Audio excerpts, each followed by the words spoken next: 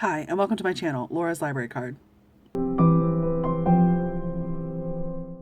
So my light is going, but that's okay. Hopefully this will be a quick video because I only finished 5 titles in October. So it's time to dive into my October wrap up. Let me tell you about the books that I read in October, hopefully before this gets too dark. So at the start of October, the first book that I finished was Undeniably Convenient by Saman.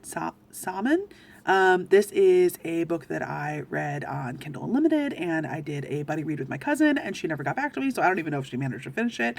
I did read this while I was on a vacation and vlogged that, so keep an eye out for hopefully a video that is like the very next one that'll be posted, but because I'm not quite done with it. But briefly, this book was like pretty, I didn't love it. I went into it knowing that it was a like billionaire boss baby second chance sort of situation. Yeah, there's a lot going on. Basically, our main two characters are Dr. Bennett Lawson and I think her name is Katie something.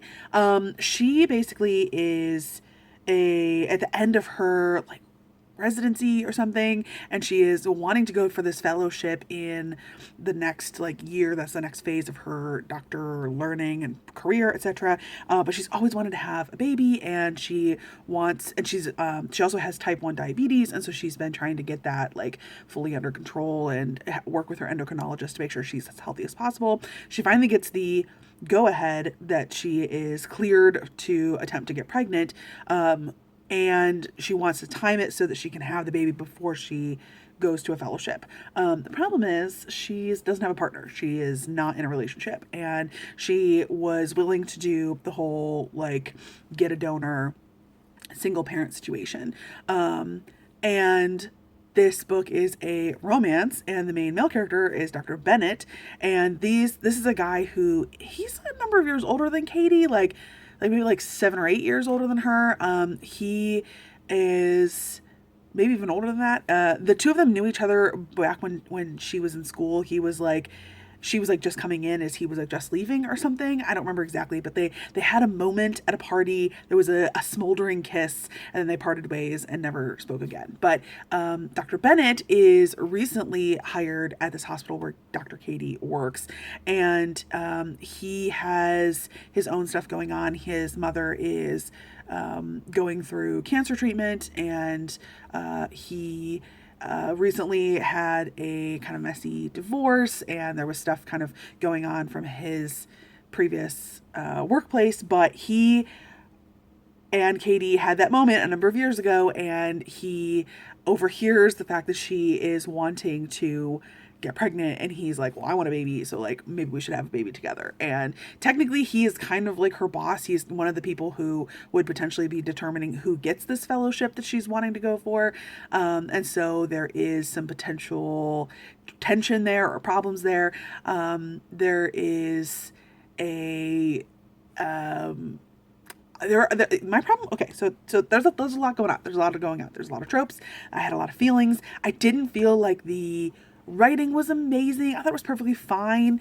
I felt like there were way too many side characters. There was just a lot of side characters that you don't really need to pay any attention to. There was kind of a weird element that came in towards the end that almost added sort of a suspense level into this book. I don't know. It was just very middle of the road. Check out my vlog for a few more thoughts and feelings on this, but I just didn't really care for it that much, and it was mostly due to the like writing and then this like the handling of the like sort of suspense element that happens at the end. And honestly, I didn't feel like the sexy times were all that sexy. I felt like all the like dirty talk and like how they interact with each other in the bedroom was just kind of like weird and didn't really mesh with their characters outside of the bedroom. But moving right along, the next book I'm also not going to talk a ton about because it is the 4th book in a series, which was Safe by Imogen Keeper. This is the 4th book in the After the Plague series, and this is another book that I read on Kindle Unlimited. This is the 4th book in a series, and we're following this sort of post-apocalyptic survival story. This is the continuation of our two main characters from the first 3 books.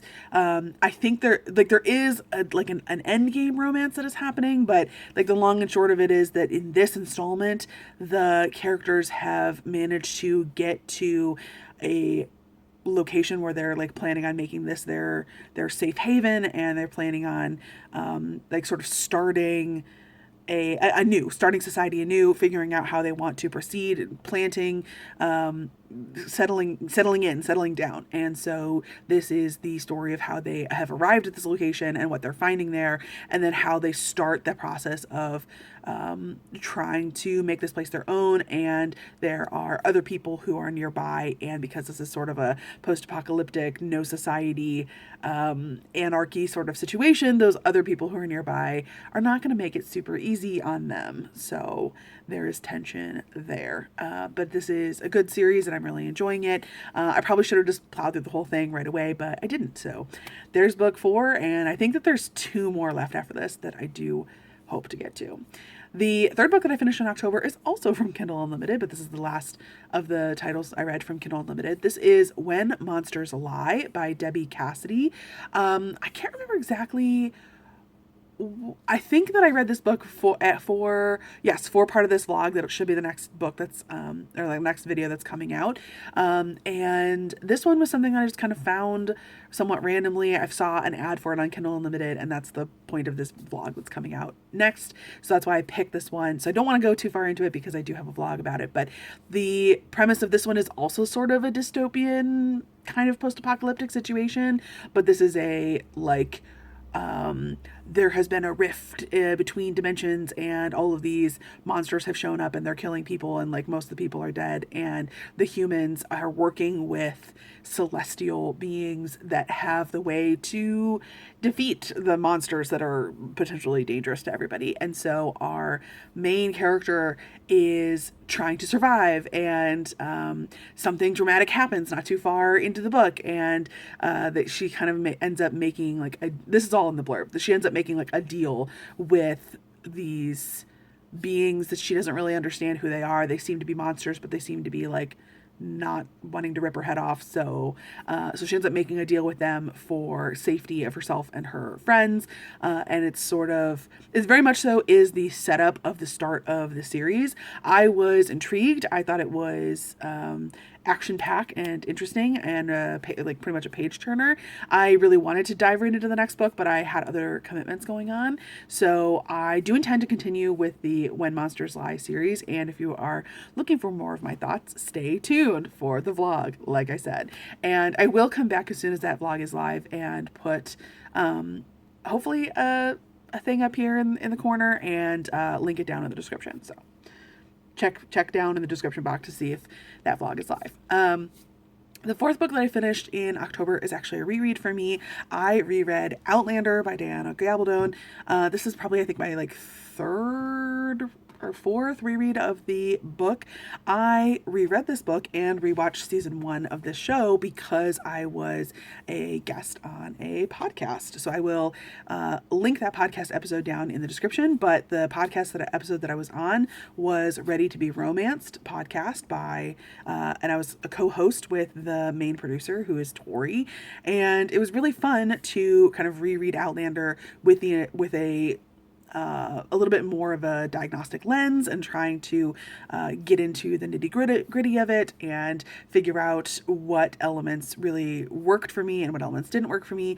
It is a long podcast because it's a long book and there is so much plot to cover, but I really enjoyed my experience rereading as well as being on that podcast. So I would totally recommend you check out the Ready to Be Romanced podcast, and especially our episode where we talk about Outlander. And yeah, overall, it was fun to revisit this book, and it's something that it's a series that I've really loved. I do see the criticisms that many people have said both about the show and the book, where there is a lot of rough content that is, you know, sexual assault in nature, which is concerning. And I 100% see those criticisms. But I think at the heart of this book is a real romance that develops between our main characters.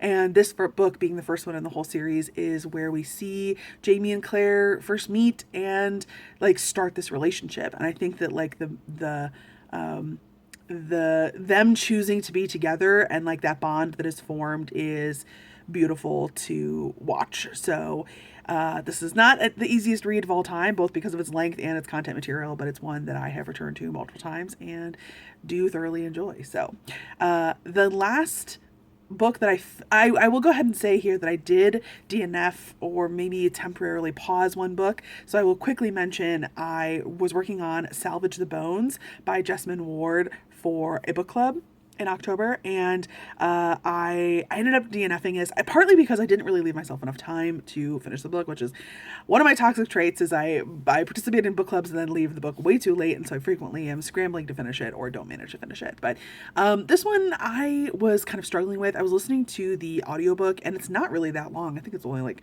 260 pages, and I got to about, I think, 35 or 40%. I didn't have it listed here, and I just was not really connecting with the writing. I thought the writing was like perfectly fine. I didn't necessarily agree with all of the reviews that are just like, oh my gosh, the writing's amazing. And I think part of my issue was that the main character like didn't seem to be like the main character. Like it was, everything was, I didn't feel connected to her in any way. Like I don't have to like my characters. I think a book could be interesting to have when it has an unlikable character, but I really didn't feel like I was getting like any personality or thoughts or feelings or opinions or anything from our main character. She is learning that she is pregnant, and she is it's summertime. She's hanging out with her brothers as well as a number of, you know, like their local friends, and it's just like she is just drifting through the story. It almost feels like her brother, who has these puppies that he's trying to like nurse and keep alive, and like he feels like more of a vibrant character and having more plot and interesting, and she's just like literally drifting along. Like when she finds out she's pregnant, she does nothing. She's just like, oh, there's no thoughts about like, should she keep it? Should she get rid of, like, should she try to have an abortion? Like, should she tell anybody? Like, she just literally is like, nothing. And I just felt very frustrated by the fact that it felt like she was not even a main character in her own story. And so I ultimately did DNF it. It's not like a hard DNF. I could see myself coming back to it in the future because I was intrigued, and only one person in my book club actually finished it. And so they talked about how it gets pretty, because the Hurricane Katrina is coming in that book, and so like there's like a little bit more like plot and action and stuff that happens later. So I don't know, we'll see if I ever come back to that. But the last book that I finished in October that I'm going to discuss here is Triple Sec by TJ Alexander. I had the ebook for this and I really enjoyed it. I picked this up because it has polyamorous representation and is a romance, and I thought it was super fun. In this book we follow our main character. It's from her perspective. Her name is Mel. She is a bartender, and one night a patron is being flirtatious.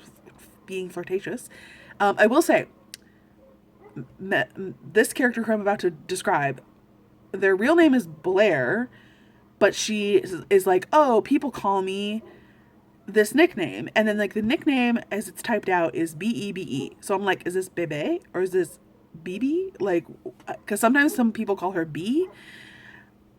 That was like the only thing that annoyed me in this book. But I think in my head I kept saying Bebe. But anyway, so Mel's a bartender, and then this very beautiful, curvaceous woman is flirting with her, this patron, and then is like inviting her to come hang out and go on a date. And Mel is like kind of flattered, especially since she has a messy, painful divorce in her past, and so she's kind of like, you know what, maybe I will take a chance. And then this woman like is like, okay, great, I'll see you at my house for the event in a couple days. And then she's like, oh, my spouse has just arrived. And this person like walks into the scene, and Bebe introduces Mel to their spouse, whose name is Cade, I think. It's been a second. And that person is non-binary and uses they, them pronouns. And Mel is like kind of, she's shook because Mel is like, oh, I definitely thought that Bebe was flirting with me and invited me on this date, but like Bebe has a spouse and is confused. And so ultimately it turns out that both Cade and Bebe are polyamorous, and Bebe wants to date Mel. And so Mel is like, I don't want to do anything serious, but I am intrigued with this whole situation. And so it's how eventually over the course of the book, she starts to navigate being in a relationship with Bebe. And then, not a spoiler, I don't like, it's polyamorous. Eventually there is also a relationship between Mel and Cade. The subplot for this is that Mel is she enters a competition to create a custom cocktail, and she hopes that if she could win this contest, it will get her money that she could potentially use to like open her own bar. So there's great representation in this book. I thought it was really well done. I really enjoyed the sort of discussions and development around the multiple different relationships that are happening, as well as Mel's like friendship with her roommate. You know, she kind of has some realizations about how she has treated her roommate and like has kind of taken him for granted a little bit. And so she works on kind of revitalizing that relationship. She works on her own personal growth with understanding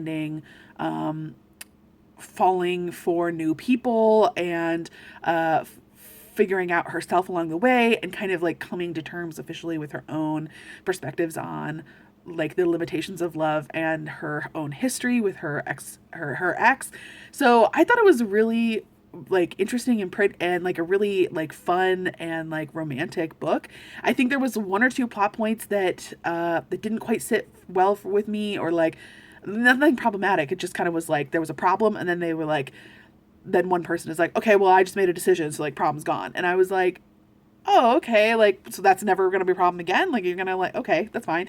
And I will say I felt like I felt that the development with Bebe was a little bit more like organic and fun and interesting in comparison to the development emotionally with Cade, because I felt like when Cade is like, oh, hey, I like you, I know that's where the book was going, but I was like, there needed to be like a little bit more something here. And like, because here's the thing, Mel did not feel that way. Like Mel did not feel that Mel could read Cade well enough. So when Cade says, oh, I like you, it totally takes Mel by complete surprise. And then Mel immediately is like, well, I like you too. And then they're just like, oh, they're in a relationship. So I wanted like a little bit more there. I think it worked with the character. I think there was some really interesting discussions around Mel talking to Cade about how Cade identifies as non-binary and like their pronoun use and that kind of thing. And Cade's an artist, and so there was like interesting art discussion. So I really, really, really, really enjoyed Triple Sec and want to check out more that this author has out there, because I really enjoyed it and would recommend. So that's the 5 books and 1 DNF that I finished in October. Sorry this is so long. Sorry it got so dark, but thanks so much for listening. Let me know if you have read any of these books down in the down in the comments, not in the description, down in the comments. And let me know if there is anything you want to see from me going forward. Don't forget to check out that podcast episode for Ready to Be Romanced, which I will link down in the description. Thank you so much for watching, and I'll see you next time. Bye.